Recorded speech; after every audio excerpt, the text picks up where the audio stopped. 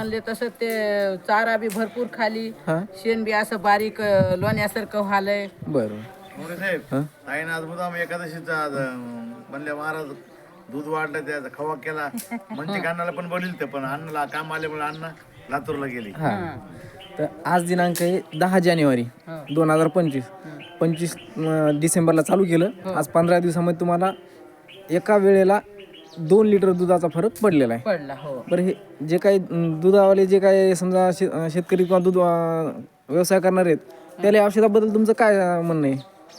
म्हणजे औषध कसं आहे? औषध एकदम नंबर 1 आहे. जर तोंड इकडे फिरवा बाटल तर ते नाव दिसू द्या असं. ठोंबरे ताईला असं वाटत होतं महाराज काय म्हणजे मी म्हणत होते सदावी मालकाला म्हणे महाराज कीर्तन भजन सोडून शिनी हे उगवते काय औषध औषध इकित हिंडत येतं.